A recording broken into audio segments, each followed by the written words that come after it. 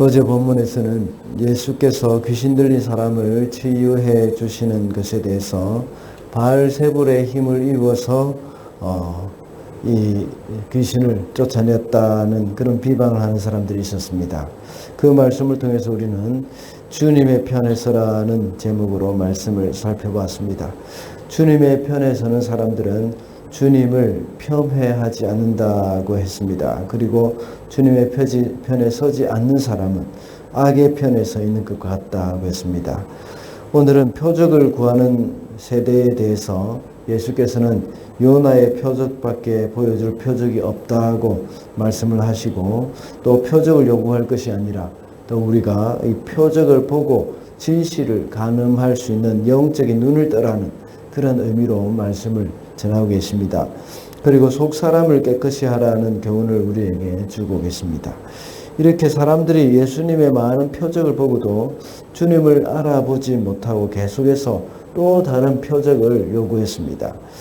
오늘날도 많은 사람들이 마음의 눈을 열 때에 주님을 발견할 수는 있지만, 그런 길은 있지만 그렇게 하지 못할 경우에는 주님을 만나지 못하게 됩니다. 그래서 오늘은 주님을 만나라는 제목으로 말씀을 살펴보도록 하겠습니다. 첫째로 주님을 만나기 위해서는 영의 눈을 떠야 합니다. 34절과 35절 말씀입니다. 내 눈은 몸의 등불이다. 내 눈이 성하면 내 온몸도 밝을 것이요 내 눈이 성하지 못하면 내 몸도 어두울 것이다. 그러므로 내 속에 있는 빛이 어둡지 않은지 살펴보아라. 그들이 지금까지 예수께서 행하신 많은 표적을 보고도 주님을 알아보지 못하고 계속해서 이 표적을 보여달라고 말을 합니다. 그 이유는 그들의 눈이 영적인 눈이 뜨지 못했기 때문입니다. 주님이 보여주신 표적이나 기적이 부족한 것이 아니라 그들이 예수님을 알아볼 눈이 어두웠기 때문입니다. 눈이 어두우면 아무리 눈앞에 영광의 주님이 있다고 하더라도 알아볼 수가 없습니다. 그래서 눈이 바로 등불이라고 하면서 내 속에 있는 빛이 어둡지 않은지 살펴보라고 합니다. 다시 말하면 내 속에 있는 것, 밖에 있는 것이 어두운 것이 아니라 밖에 있는 눈에 드러나는 이런 부분이 어두워서 잘 못 보는 것이 아니라 바로 자기 눈이 어두워서 잘 못 본다는 겁니다. 주님을 알아볼 수 있는 눈이 없는 것, 그것은 이 다른 외부의 문제가 아니라는 겁니다. 우리 속에 있는 빛이 어둡기 때문이라고 말씀하고 있습니다. 우리 속에 있는 빛이라는 것은 바로 우리의 영의 눈이 어두워 있다는 겁니다. 영의 눈이 어두워 있기 때문에 주님을 만나지 못하고 있고, 또 성령의 능력으로 우리 속에 있는 그 빛을 비추어 달라고 기도하고 하나님 앞에 구하지 않았기 때문이라고 볼 수 있습니다.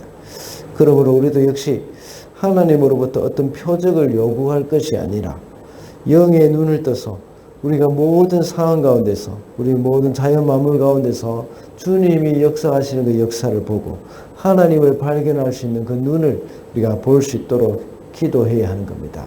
하나님께서는 자연 만물을 통해서 당신을 우리에게 계시해 주셨고 주님의 뜻을 또한 드러내 보여주신다고 하셨습니다.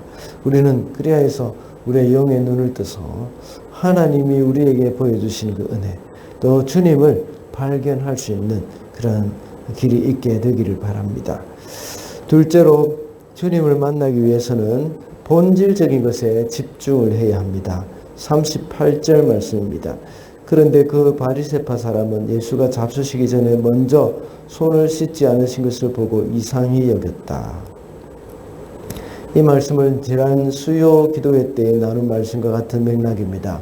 그때는 예수님의 제자들이 손을 씻지 않은 것에 대해서 예루살렘의 바리새인들이 예루살렘에서부터 내려와서, 바리새인과 율법학자들이 내려와서 예수님께 따졌습니다. 이것이 바로 마태복음에 드러나 있는 말씀이고, 오늘 본문에서는 또 다른 사건을 이야기하고 있습니다. 바리새인의 집에서 식사를 하시는 중에 예수께서 손을 씻지 않으시는 것을 보고 이상히 여겼다고 말씀합니다. 바리새인들은 예수님을 초청해 놓고 주님으로부터 얻을 수 있는 그런 많은 것들을, 많은 좋은 것들이 있음에도 불구하고 손 씻지 않은 일이 마음에 걸려서 그 예수님의 그 귀하신 그러한 교훈, 이런 것들을 받아들이지 못하고 있는 것입니다. 그들은 본질을 놓치고 있는 겁니다. 주님으로부터 배울 수 있는 하나님의 나라의 진리가 얼마나 무궁무진하고 많이 있습니까? 그것을 배워야 하는데 주님이 손을 씻지 않는 것에 신경을 쓰다가 정말 소중한 본질을 놓치고 있는 것입니다. 왜 주님께서 손을 씻지 않으셨을까요?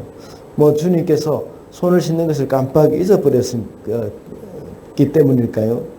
그것이 아니죠. 이 일을 통해서 뭔가 그들에게 주고 싶은 교훈이 있기 때문입니다.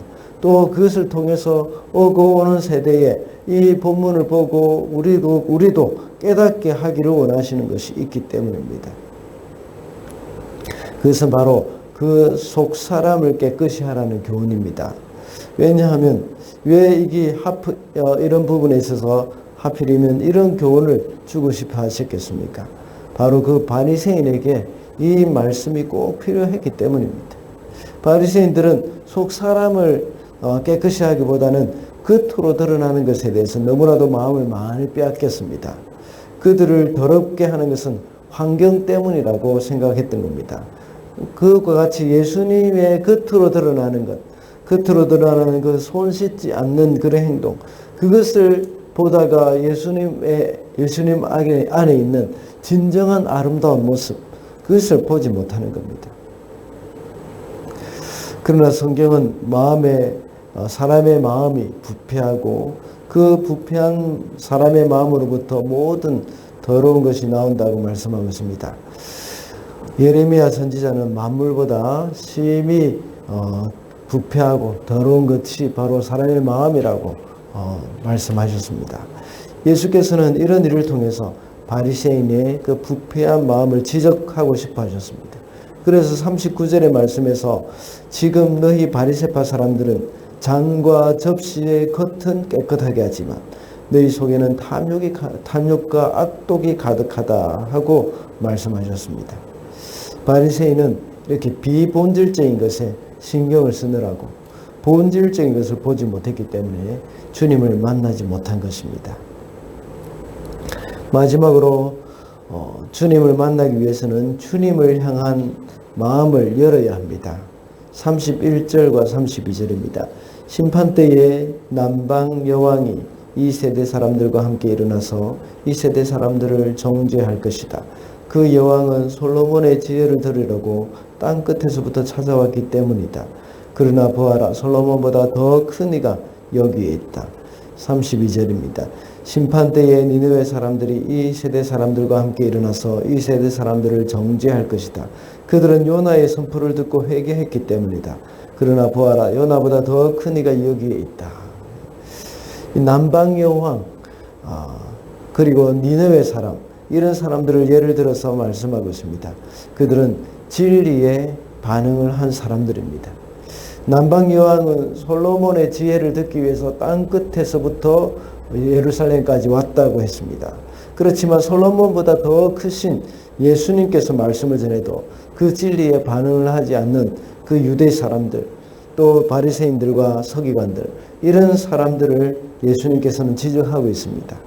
또 니느웨 사람들은 어떻습니까? 요나의 그 성의 없는 그런 선포의 말씀을 듣고도 그들은 하나님 앞에 죄를 뒤집었으면서 굵은 배를 입고 회개했습니다. 그러나 요나보다 더 크신 분, 예수님이 말씀을 전하는 그 선포의 말씀을 듣고도 그들은 회개할 줄을 몰랐습니다. 예수님 당시의 사람들은 요나보다 더 크신 예수님이 오셨지만 예수님을 받아들이지 않았고 예수님의 가르침도 역시 듣지 않았다고 말씀하고 있습니다. 그래서 남방 여왕과 니느웨 사람들이 그들과 함께 일어나서 그들을, 유대 사람들을 정죄할 것이다 하고 말씀하고 있는 겁니다. 이들은 다 예수님의 말씀을 듣고도 그 말씀을 받아들이지 않았다는 것은 바로 예수님에 대해서 마음을 열지 않았기 때문이라고 볼 수 있습니다. 그 한 예가 바로 나사렛 사람들이죠. 나사렛 사람들이 비록 보잘것없는 동네라고 하지만 모든 사람들이 무시하는 그 동네이기도 하지만 그러나 영적으로 볼 때에는 그 어느 동네보다 많은 복을 받은 동네입니다. 그곳에서 예수님이 자라나신 장소입니다. 그런데 나사렛 사람들은 예수님을 배척했습니다.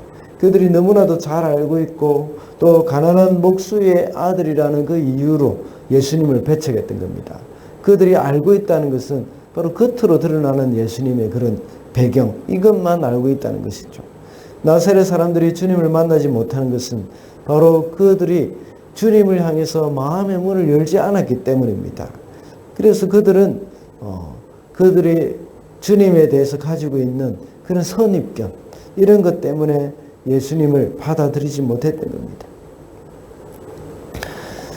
여기에 계시는 분들은 이미 주님을 향해서 마음을 다 열고 영접하셨을 것입니다. 그러나 주님으로부터 받을 수 있는 한량없는 은혜와 영적인 복을 누리기 위해서도 역시 마찬가지로 마음의 문을 열어야 합니다. 주님에 대한 우리의 선입견이 있을 수도 있습니다. 많은 사람들은 주님을 잘 알고 있다고 생각하지만 실상은 주님을 알지 못하고 있는 것과 마찬가지입니다. 그러기에 우리는 끊임없이 배우고 주님께 마음을 열고 주님과 교제에 힘써야 합니다. 한번 예수님을 믿기로 결정하고 구원을 얻었다고 해서 그것으로 끝나는 것이 아닙니다. 주님과의 관계를 구원 얻는 것으로만 끝을 낸다면 지극히 일부분만 아는 것입니다. 그 주님을 알아가면 알아갈수록 그 안에는 무궁무진한 법회가 있습니다. 그것을 경험하지 않은 사람들은 알지 못합니다. 그것을 경험한 사람들은 그것 때문에 가장 소중한 것까지도, 심지어는 목숨까지도 내어놓을 수 있는 사람이 되어지는 겁니다. 그래도 그것이 너무나도 좋고 그 어떤 법회보다도 바꿀 수 없다고 고백을 합니다.